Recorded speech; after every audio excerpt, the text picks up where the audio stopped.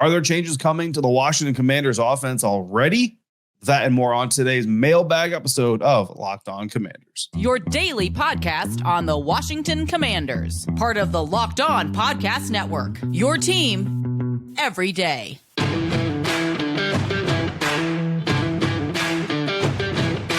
Welcome into this Tuesday mailbag episode of Locked On Commanders, your daily podcast covering the Washington Commanders, part of the Locked On Podcast Network, your team every day. And thank you so much for making Locked On Commanders your first listen or view of the day every day. Don't forget, you can subscribe for free on YouTube or wherever you're listening to this podcast. And you continue this conversation with me by becoming a Locked On Commanders insider. Just go to joinsubtext.com/Locked On Commanders to do that. You can text me about anything we're talking about, we're not talking about, you want to talk about, football and everything in between. We've got a lot of fun things coming up on that platform here in the very near future. So come through and check that out with me. Go one-on-one. I'm your host, David Harrison, on Twitter at dharrison82, credentialed member of the media covering the Washington Commanders for CommanderCountry.com, a part of Sports Illustrated's FanNation. And I'm here with you every Monday through Friday, along with our everydayers. And as always, I appreciate your continued support for the show. Today's episode brought to you by Prize Picks, the easiest and most exciting way to play daily fantasy sports. Go to prizepicks.com/LockedOnNFL and use the promo code, all lowercase, LockedOnNFL for a first deposit match up to $100. On today's episode of Locked On Commanders, we're going to go over snap counts from week one. We're going to consider a new trade idea, and we're going to discuss the plan for punt returners and defensive rotations. But first, we got to start with new assistant head coach, offensive coordinator Eric Bieniemy's offense, because I got a lot of questions from my Locked On Commanders insiders, my lock insiders, as I call them, referring to offensive pace and play calling. And a good amount of those were specifically asking about the running back position, Brian Robinson versus Antonio Gibson. Not direct competitors. Obviously, they want both to be successful. They want the entire team to be successful. But in the eyes of those outside the organization, competitors for snap counts, competitors for touches, all of those things, right? So in week one, a very interesting thing happened that obviously is going to bring up questions on Antonio Gibson's touch share moving forward. And that, of course, is the fumble that Antonio Gibson suffered with 8:55 left in the second quarter at the Arizona 16. The Washington Commanders were on their way in for another score, potentially a touchdown, at least a field goal. Up until that fumble itself was Antonio Gibson's third touch of the game up to that point. Following the fumble, Antonio got two more touches in the entire rest of the game after that. So 2.5 quarters, 1.5 quarters, he got 3 touches, 2.5 quarters following the fumble, he got 2 touches. A little bit of a drop off there, right? Brian Robinson, on the other hand, had 5 touches before the fumble happened. He ended up with 15 more after the fumble happened. Chris Rodriguez, the rookie running back, had 1 touch beforehand, had 2 touches after, but I don't look at that as saying that Chris Rodriguez got a touch that AG probably would have gotten, or even 2 touches after that AG would have gotten, because both of those were kind of at the end of the game situation. They were trying to just run out the clock, trying to, get some positive yards, stuff like that. And I think that's a plan that they probably had for Chris Rodriguez coming into the week already. So I don't think that the fumble impacted Antonio Gibson in the sense that he lost touches to anybody else. I just think that, if anything, the Washington Commanders went more with packages that were designed for Brian Robinson, more play calls that were designed for Brian Robinson than maybe they would have after. You know what I mean? Like maybe AG would have had 3 to 5 touches in the second half had he not had the fumble. Brian Robinson would have had 12 to 13 touches in the second half. But I think at the end of the day, Brian Robinson is the number one back on this team. Like, I don't think it's a 1A, 1B situation. And if you go back to Antonio Gibson during the preseason, he was asked during a scrum or during a press conference, I can't remember which one it was, but he was asked at one point, like, what his role was within Eric Bieniemy's offense. And he kind of mentioned the third down back role, kind of the second guy, and that he was okay with that. He just wanted to help the team become a success, right? And then, of course, you have Chris Rodriguez, who's a young guy with potential that they're going to have specific packages for. And as he earns their trust, maybe that'll expand a little bit forward. But I think Brian Robinson really kind of is your guy. And then even when you talk about the passing game, I think a lot of people said, well, AG can really impact the passing game. And that's true. But what you don't want to do if you're Eric Bieniemy is you don't want to get to a point where teams see AG on the field. They say, okay, this is a pass. They see B-Rob on the field. Okay, this is a run. And I know a lot of people say, well, no, duh. But I'll tell you, I've covered NFL teams that have done that exact thing where one running back on the field, it means it's a pass. Another running back on the field, it means it's a run. I know it's probably hard to imagine that would happen, but it happens. So Eric Bieniemy, fortunately for you and for us and for everybody's sanity, is not one of those guys. So again, in the passing game in week 1, Brian Robinson ended up getting 2 targets. AG got 1. Now, again, if the fumble doesn't happen, maybe AG gets more passing targets. I don't know. I can't predict those kinds of things. And certainly Eric Bieniemy probably not going to tell us those. And if he does, it won't be till Thursday. So we'll see if that even gets brought up. But what we have seen all preseason and during training camp is that this team has been working on Brian Robinson being a receiver, whether it's out of the backfield, split wide. We've seen him split wide, motion in. We've seen him motion or start in, motion out wide, right? And we've seen AG do the same type of stuff as well. So certainly this is a scheme that Eric Bieniemy is drawing up, that he wants defenses to not know just by who the personnel are what's about to happen. So they're going to continue to do that. I don't think AG is going to be riding the bench, right? I think he's going to get more opportunities, but certainly if that fumble issue becomes an issue again, like it was a couple of years ago specifically, certainly could be problematic for AG moving forward. But right now, I think the plan is going to stick to the way that it was, but that plan still is Brian Robinson getting the lion's share of work for the Washington Commanders backfield. So of course, then there were also questions about Sam Howell and his usage in the offense and what his lessons are going to be. I mean, he's not getting benched, but the way that he plays within the offense. Coach Ron Rivera said, quote, "You're never as bad as you think, and you're never as good as you think." This is what he said after watching film. There were some really good things that happened. There was some really good rhythm stuff that was on. There were some things that were just kind of like, oh, why'd you do that? I know we spent time this morning looking at the tape, sitting down with assistant head coach, offense coordinator Eric Bieniemy, and quarterback coach Tavita Pritchard, and senior offensive advisor game management coach Ken Zampese, going over those things and just kind of getting little corrections on those things, end quote. So that's Sam Howell coming in on Monday. That's the day after the game. It's the day off. You know what I mean? So that's your quarterback coming in on a Monday to go over with his coaches and look at things. And Ron Rivera said he did some things well. He did some things not so well, right? So what did Sam Howell do well? Well, the rushing touchdown obviously was a good thing, right? Extend the play. Don't put yourself in too much danger, but you read the field. You keep your eyes open for all the opportunities. And when you see an opportunity, you take advantage of it. So he did that. He got in for the rushing touchdown, ends up being the game-winning score, and helps the Washington Commanders get a 1-0 record. The passing touchdown to Brian Robinson, again, another opportunity where Sam Howell, extends the play, reads the field, keeps all the options open, doesn't get tied down to one idea. And what happens? One of his playmakers comes up for him. He ends up with a touchdown pass. Earlier in the game, a 17-yard pass to Cole Turner. I know the clip has been floating around social media because there's a lot of good things in there. Really good rep by Sam Cosmi to help pick up a blitz, but also a really good throw by Sam Howell to put the ball in the exact right spot. There is a defender in the area of that pass, but because of where Sam puts the ball, only Cole Turner can come up with that ball. Those are some really good examples of what Sam Howell did against the Arizona Cardinals. Some things that he didn't do so well. We've already kind of chronicled some times where he held on the ball too long, or he was, and in addition to that, a side effect of that is sometimes when he got the ball out, he was inaccurate because of that lateness. And we've heard Ron Rivera talk about that during training camp as well. When you see a pass go behind a guy or low on a guy or even overshooting guys, sometimes it's because the quarterback is late. So you're off platform, you're out of rhythm, you're not feeling comfortable, and that's what ends up happening. There was a really bad ball by Sam Howell during the game against Cardinals where he missed Jahan Dotson. Jahan was relatively wide open, could have been a really big game. He just completely sailed it. It's because he was late on it, So that inaccuracy due to holding the ball too long, really a 2-in-1 type of package, and then taking unnecessary hits. I think everybody kind of acknowledged it. Everybody understood it.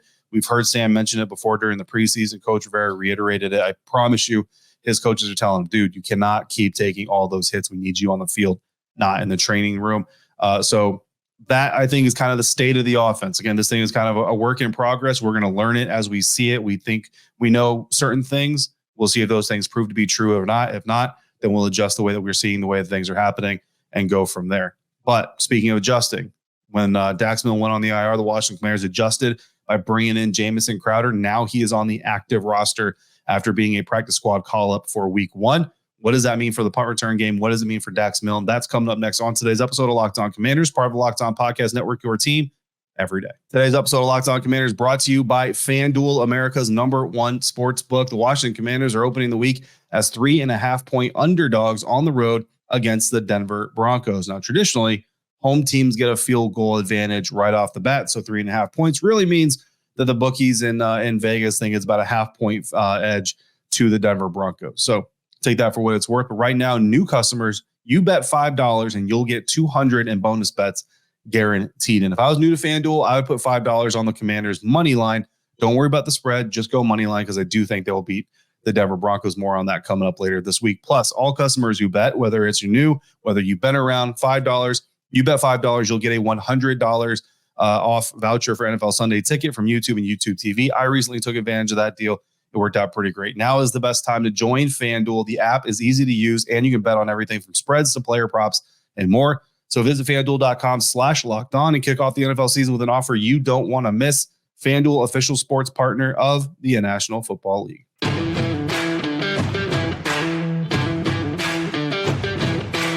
Thanks for making Locked On Commanders first listen or view today and every day. Everydayers, again, thank you for coming through on a consistent basis like you do. Insiders also wanted to know about young defenders and punt returner Jamison Crowder as we continue with this Tuesday mailbag episode. I'm going to start with Jamison Crowder because he's easier, honestly. I think the answer there is easier. I had a couple of questions pertaining to his abilities on the field, to what his status is going to be moving forward. So Jamison Crowder, 3 returns on Sunday, 10 total yards, 2 returns of 5 yards each, and 1 fair catch. So not super, electric stat line or anything like that, but there were a couple moments there where you kind of saw some of the juice that a guy like Jamison Crowder can bring to the punt return game.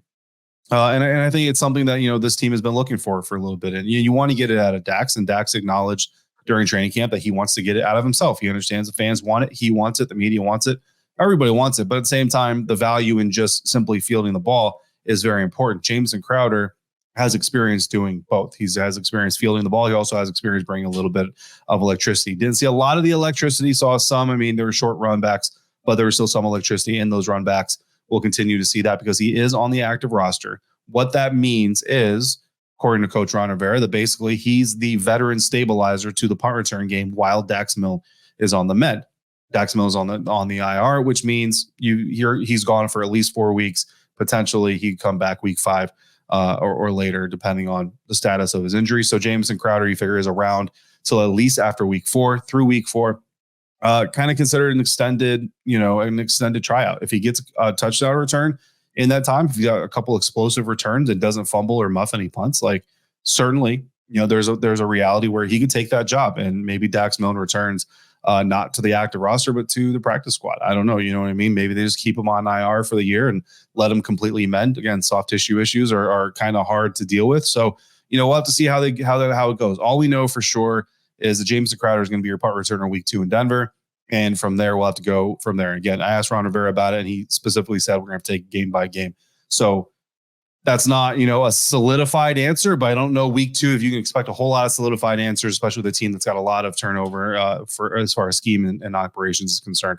But that's probably the best answer we can give for Jamison Crowder in the punt return game as of right now. What about the defense? Had a lot of insiders asking about defensive stuff. Quan Martin, Emmanuel Forbes, the pass rush rotation, linebackers, all kinds of defensive questions coming through. Some of them got asked to Ron Rivera. I was able to ask the defensive end rotation question to Ron Rivera after Chase Young was ruled out. So starting with the rookie Emmanuel Forbes, had more questions about Emmanuel than I think anybody else. Emmanuel Forbes really didn't speak, or Ron Rivera didn't really speak specifically about Emmanuel himself. I know Emmanuel Forbes was happy to get past the defense in his rookie debut, wanted to get the interception there at the end of the game, but was happy to get his hand on it and help the team close out the game. But Ron Rivera really did his focus on the rotation of defensive backs, right? He said that he felt veterans Kendall Fuller and Benjamin St. Juste are really talented, more veteran guys. They were playing really well, so they didn't feel, and they don't feel a need to really force Emmanuel Forbes onto the field. Kind of live within your system, live within what you have, and then use him to better what you have, not try to replace something completely. Fuller and St. Juste ended up playing 100% of the snaps on Sunday against the Arizona Cardinals. Meanwhile, Emmanuel Forbes, his first NFL game as a rookie, played 65% of defensive snaps. And I know some people are going to be really disappointed in that because some people have spent all offseason, preseason saying you don't spend a first-round pick on a guy for him to play, X amount of snaps, not play the entire game, not be a starter. But I try to remind everybody, going back to Jahan Dotson, like Jahan Dotson was brought in here, first-round pick, but he really was that number 3 receiver for much of the time that he was healthy. And certainly the injury kind of derailed any type of ascent up the depth chart that he would have taken. But, this team has done these types of things before. And it's basically what we talked about before with Kendall Fuller, Benjamin St. Juste being the top 2 guys in the secondary for the cornerbacks in Jack Del Rio's system. And then Emmanuel Forbes is kind of that third guy, whether it's a matchup thing, a rotational thing, a snap count thing, whatever it is. Emmanuel Forbes is there as He's the third guy on the field. You know what I mean? But he's a very talented third guy on the field. And I'm sure that as he gets his feet wet and he starts making plays and shows some things, he'll probably get on the field a little bit more, and then we all know how the NFL works, man. Kendall Fuller might get injured. Benjamin St. Juste might get injured. Could just be for a series, could be for a week, could be for a month. Whatever it is, there's going to come a time where this team needs Emmanuel Forbes on a more consistent basis, but they have to have him, not they can use him. So for right now, they're kind of easing him in, playing him where they can, playing him where it makes sense, getting him the experience. And then that way, when they need him more than they do now, he'll have a good base of experience to go through. So that's pretty much status on Emmanuel Forbes and how he relates to Benjamin St. Juste, Kendall Fuller as well. Speaking of rotations, the defensive end, right defensive end specifically where Chase Young usually lives, that was obviously filled. Starter was James Smith-Williams, but you had Casey Tuhill come through there. Andre Jones Jr. got in there a little bit. So kind of a conglomerate of guys filling in for Chase Young there. I asked Coach Ron Rivera about that rotation. He told me, quote, I thought it went really well. I thought the veteran guys got their opportunities. James Smith-Williams was solid, very stout at that point, or at the point. He held the point very nicely. For the most part, he was able to contain the quarterback on some of the play action boots. He was very disciplined, got vertical, and forced the ball to the quarterback's hands a couple of times. Casey Tuhill came in, and he was his usual very, very steady self. He, again, set very good edges, kept the ball inside of him. On the pass rush, he was able to stay disciplined, keep the edge up, force the quarterback to step up, and so they picked up right where they left off as a group, and it was really nice to see. I mean, I thought both those veteran guys really handled it well, and I think it's just the tandem of guys that we had that we'll continue to use. So James Smith-Williams, Casey Tuhill, those are going to be your right side defensive ends as long as Chase Young is out. Andre Jones will continue to get work here and there as they need to. KJ Henry potentially as well moving into the future. Speaking of Chase Young, we had asked Ron Rivera about Chase, and Ron Rivera said, quote, again, he will just continue to do what the doctor's asking of him. The biggest thing is we're going to introduce him into full contact. It'll be an opportunity to go out and see where he is. So we'll go from there, end quote. So starting Wednesday, Thursday, Friday, expect to see Chase getting some full contact. We won't see it. Actually, we'll hear about it because we don't get to see that part of practice. We get to see individual drills, stuff like that, which is what we've been seeing already. So a lot of good questions coming from our lock insiders, range of topics, and I was able to get a good amount of answers for you guys. So hopefully that helps answer some of the questions we had out there in Commanders fan land. There's a result from week 1 in the National Football League that presented an interesting question from one Commanders fan on Twitter. That's coming on next on today's episode of Locked On Commanders, part of the Locked On Podcast Network, your team every day. Today's episode of Locked On Commanders brought to you by Prize Picks, the largest independently owned daily fantasy sports platform in North America. They are the easiest and most exciting way to play daily fantasy sports because it's just you against the numbers. Instead of battling thousands of other players, including pros and sharks, you pick more than or less than on 2 to 6 player stat projections and watch the winnings roll in. Prize Picks is really simple to play. I can make my picks and submit my entry in less than 60 seconds. This week on Prize Picks, I'm taking Giants running back Saquon Barkley for more than 60 yards and Patrick Mahomes, Kansas City Chiefs quarterback, for more than 2 passing touchdowns. Prize Picks offers weekly promotions that can lead to big payouts like Taco Tuesday. Each Tuesday, Prize Picks discounts select player projections up to 25% to provide even more value. Prize Picks now offers Apple Pay as well for quick and easy deposits into your account this football season. Go to prizepicks.com/LockedOnNFL and use the promo code LockedOnNFL for a first deposit match up to $100. Again, that's prizepicks.com/LockedOnNFL. Use the promo code LockedOnNFL. Prize Picks, daily fantasy sports made easy.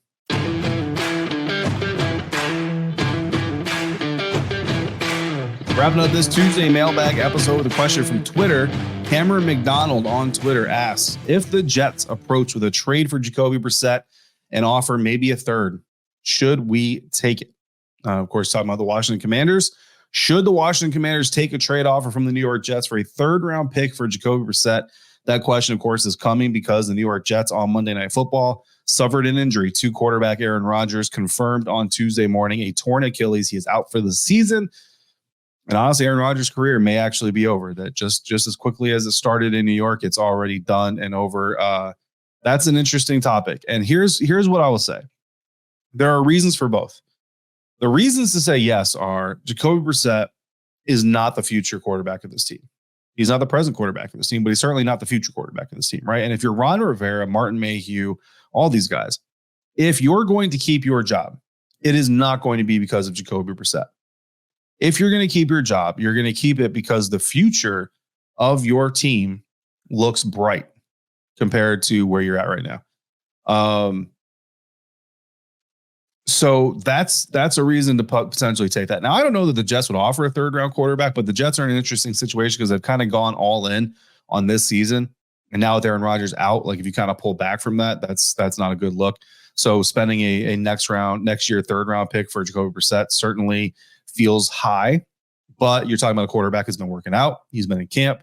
Not your camp, but he's been in a camp and he's been, working. So it's going to be interesting to see what they do, because if they're going to make a move, you figure they kind of have to make it here in the next couple of days, or else they're going to have to roll with Zach Wilson for at least a couple of weeks, right? The other side of that is, if you're Ron Rivera and this staff, could you show Josh Harris and the managing group that you have a good grip on the future if you turn to Jacoby Brissett? And again, most likely that would be due to injury to Sam Howell, which we don't hope happens. But if you lose Sam Howell and you have Jacoby Brissett and you have some success, you're still not booking your future on Jacoby, but can you then go Josh Harris, say, look what we were able to do with a mid-level veteran quarterback because of the pieces and the scheme that we have in place. Now imagine if we put a really good young quarterback, or if, let's say Sam's doing really well up until that point, we bring Sam back healthy, imagine what we could do. There's some truth to that too. So I don't know what the right answer is. A third-round pick doesn't help you this year. And honestly, I'm more in the mindset of secure this season than worry about next season. So if I'm in this decision-making situation, I probably pass. You know what I mean? Now, if they're offering me, a player that I think could impact my team this year, then maybe I consider it. But it's an interesting question. I'm interested to know what everybody out there thinks. So if you're listening to this, watching this, if you're watching on YouTube, drop your comments, drop your answer in the comment section. If you're on audio, text me if you're an insider, tweet me dharrison82 your answer. I'm really interested to hear what you all think about that question. So really good question, Cameron. I appreciate that from you as well. So looking at some snap counts from week 1 to wrap up our Cardinals conversation tomorrow, we're going to turn more towards the preparation for the week ahead. We're going to turn more towards the Denver Broncos. Quan Martin had no defensive snaps, second-round pick, no defensive snaps, but 18 snaps on special teams in his NFL debut. He downed one punt inside the Cardinals' 10, and then he was called for a penalty on a punt return later that took the ball from the Washington 18 to the 9-yard line. Later on in the game, it was announced that he was in concussion protocol, and Ron Rivera told us on Monday that he remains in concussion protocol, so we'll see any updates by him Wednesday, Thursday, or Friday heading into Denver, but he may not be flying to Denver. Concussion protocols these days, typically guys miss at least a week, usually, if they're in concussion protocol. Third-round draft pick Ricky Stromberg got 3 offensive snaps in place of Sam Cosmi, who was being evaluated for concussion for a short period of time during the game himself. Got no special teams reps. Andre Jones Jr., 4 snaps on defense. KJ Henry got 13 reps on special teams. The 2 rookie defensive ends getting some work. Chris Rodriguez, rookie running back, finished with 3 offensive snaps, got carries on all 3 of those offensive snaps. No real big surprises out of that. Cody Barton, the new linebacker, played 100% of the defensive snaps in his first game in Washington, got 4 tackles in that effort. Coming up tomorrow, we are back at practice for the first time. I'm going to Terry McLaurin's birthday event at FedEx Field, along with his charitable foundation, Safeway Charitable Foundation. So, if there's anything to report from that, I will certainly be reporting that. Insiders, I will be texting you from the event live on Tuesday night. So if you got your phones handy, you'll be getting some text from me from Terry McLaurin's birthday event. Again, Safeway Charitable Foundation, Terry McLaurin Foundation at FedEx Field on Tuesday night. Literally walking out the door as soon as this episode is uploaded into YouTube and audio streams. We're back at practice tomorrow. Some more injury news, more injury updates. Chase Young's going to be asked about. We'll be here to talk about all of it. In the meantime, you got more questions for future mailbags or comments, throw them into the YouTube comment section, hit me on Twitter, or become a Lock Insider by going to joinsubtext.com/LockedOnCommanders. As always, thank you for making Locked On Commanders first listen of the day, every day, every day. Thank you for coming through on a regular basis like you do. Thanks so much for making me part of your day, part of your routine. Until we speak again, please be safe, be kind, and I'll see you right back here next time for another episode of Locked On Commanders, part of the Locked On Podcast Network, your team every day.